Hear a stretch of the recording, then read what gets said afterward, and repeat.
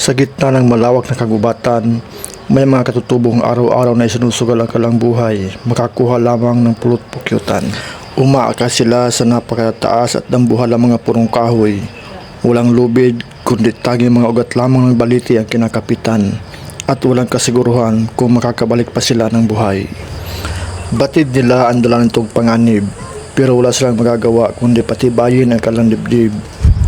Paano kung isa kas kanila na buhay ang itinataya para sa kakarampot na kita? Malamanan lamang ang nagugutom na sikmura. Meron man o wala, sila ang mga taong kontento at hindi mapagreklamo.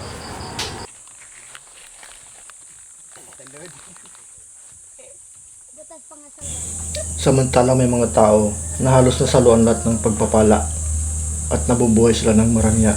Kung ang ganyang oportunidad ay nasa iyong kamay, matutong maging mapagbigay. Malaki ang kumpiyansa nila na hindi bibitaw ang mga ugat ng baliting ito at naiingatan sila nito. At wari nararamdaman ng mga ugat ng baliti ang malaking responsibilidad na nakaatang sa kanila.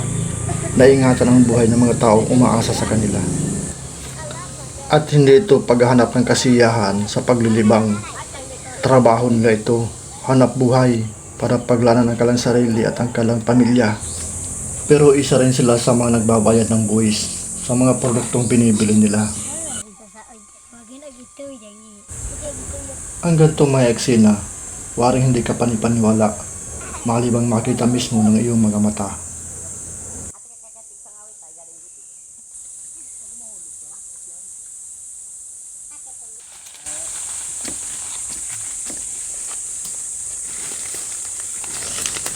Maging ang kalang sarili, kailangan nilang pausukan para hindi salukuyugan ng mga bubuyog.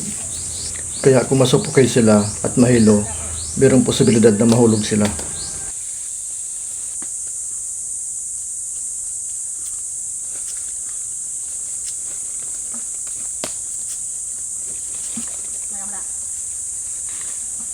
Ayun, nagliparan na.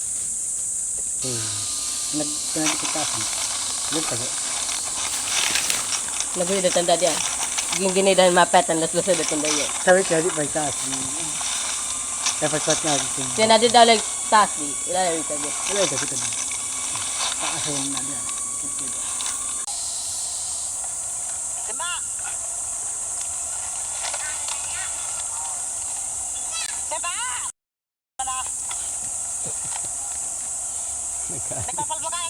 Nagalit kay Lubot.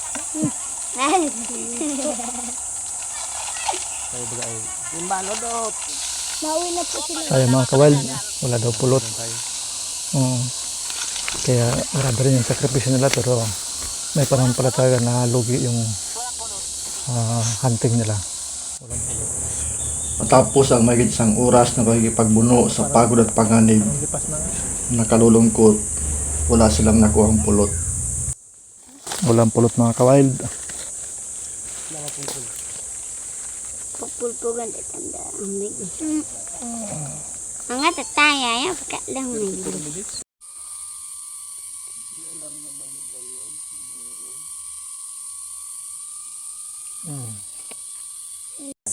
Wala pong pulot. Ang lagi pa may magkakit ko. Napalipad na pala. Napalipad na po.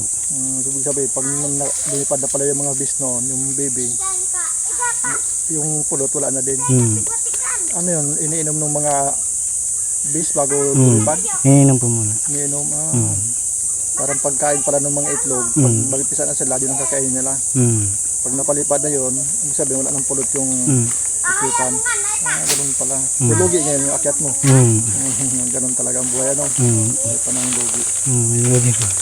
So yung mga kawild, tulong sana daw nila yun kay Rachel para doon sa bata, sa kay Rachel. Kaya lang yung lugi nga, walang pulot. Kaya gawa na lang tayo ng ibang paraan. Maraming pili dito eh, mga pili oh. Ayan oh. Malantaw yung isang yun oh. Nagka-postpartum si Rachel. Puro po, kinakain niya po yung maasim po. Tapos po, nag-ubo na po siya. Tapos po, hindi po siyang tigil ng kain ng maasim po. Puro maasim ang kinakain.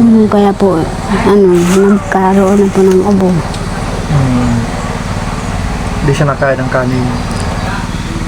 Kaya pumayat siya ng pumayat ng gusto.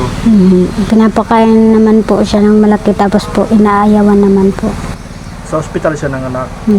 So, umabot lang ng 7 months yung pagbubuntis niya, ano? Opo. Tapos nanganak na siya. Inaasikaso ba ng mama niya yan? Hindi po.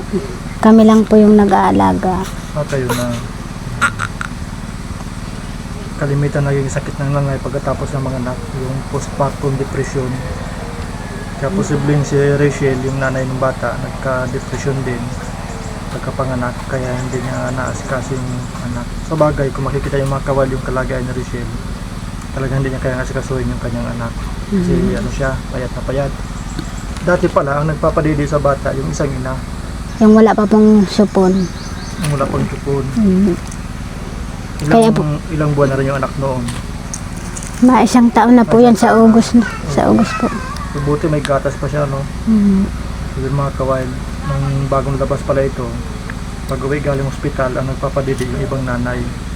Kasi nga si Rachel, walang gatas. Waga yung katawan niya kasi talaga, hindi yung magkakaroon ng gatas. Anong gatas ang binibili nyo dyan? Berbrand po. Per brand. May 1 kilo man siya. Hindi ko lang po alam. Basta ano naman tayo po rin. Wala po yung diaper. Masama pakiramdam. Masama. Sama. Gawa po ng ano po yan, yung ubo po niya. Ubo. May ubo pa siya. May ubo pa po. Hindi po nawawala. Madalang na pong mag-ubo. Dalang na. Opo, pinapala na po yan ng nanay ng gamot. Dito po. Parang bag.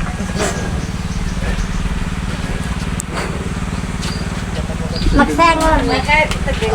Dato. Boy Manong. Salamat. Iba kasi yung nanay dyan, ang pinto narinig namin, hindi raw siya kumain ng kanin, puro saging lang. Nakain. Opo, saka yung mga prutas po kinakain ko. Nakain yung masira niyang pagbubuntis. Hanggang sa namayat siya ng namayat. Gawa po ng ubo po niya. Hospital naman siya ng anak. Opo. Bagay, kayong katutubo, parang libre kayo sa hospital nung wala nung binabayaran. So, pagkain nyo lang, pagkain na sa hospital. Libre mo po doon. Tapos, pagkalabas sa hospital, ikaw daw pala nagpadili sa bata. Opo, kasi wala pong Unang gatas. gatas yung nanay. Nanay sa Rizal. Buti, nagkataong may gatas ka pa, no? Kaya ako po muna nagpapaditi. Dati, malakas si Rizal, lagi natin kasama ito sa gubat noon. Opo. Nasaan yung Mr. ni Rizal? Nandun po sa tribo po. Dun. Bilan natin din si Rizal ng ng gatas, saka nung nakain siya ng oatmeal. Tapos yung baby, bili tayo ng gatas niya. Si Rizal, nakakain na siya ng kanin. Nakain po. Nakain na. Okay lang kayo dito sa Uprahan? Okay lang po kami dito. Pamumuwag ng pukyutan kanina niya naambit. Para nga makabili sana ng gatas. Walang pulot. Matanda na po ay. Tandaan na. Pero silang 3 buti ng pulot naman ito ng laywan. Yung Apis mellifera. Ayan. Yung kanina kasi inakyat, yun, pukyutan. Apis sirana. O baka nagkabaliktad ako. Hindi ko check kung alin ang mellifera o alin ang sirana. Pero ito, pulot ito ng laywan. Mas matamis ito kaya sa pulot ng pukyutan. Inipon-ipon ng lula ni Rachel para masuportahan yung gatas ng bata. Mainang kumain. Tigas pati ang pili. Pagdating dito, ginamot ko naman siya. Kaya wala nang ubo. Paglabas niya galing ospital. Naaano lang ako at araw-araw nagtutulog, kaya pa naghihina na ang katawan niyan. Kagabi, pinasingawang ko na naman yan.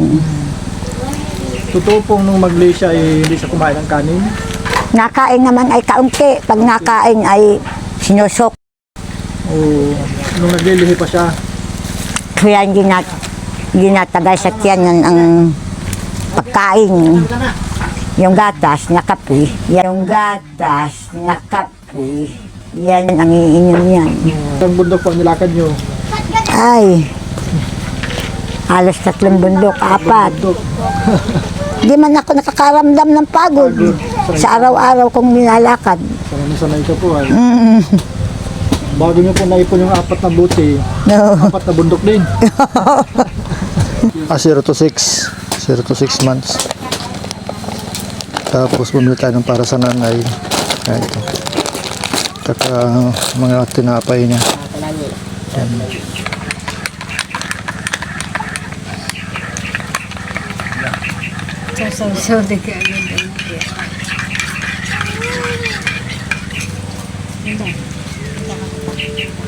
Wala nagdaan Pagka hindi na kayang kumain uli, pahinga ng kaunting minuto.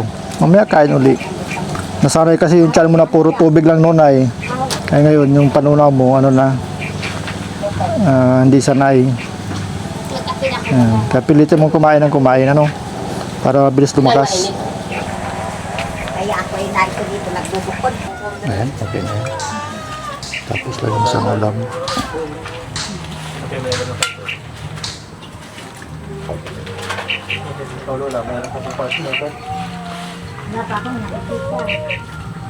Nakakita ko ng baby.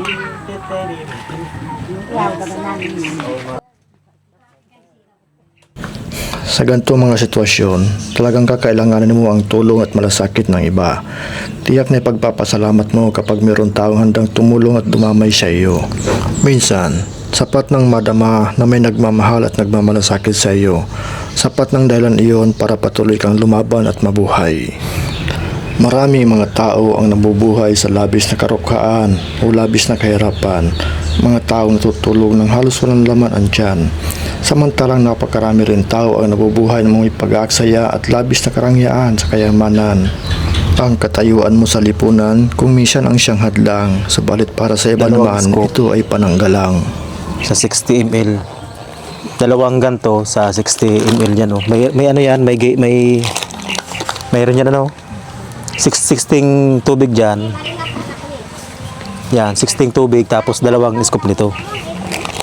Pag nagutom si ano, ito, tutubigan mo lang to ng mainit. Ito yung mga gatas niya. Oh. May asukal, mayroon pa siyang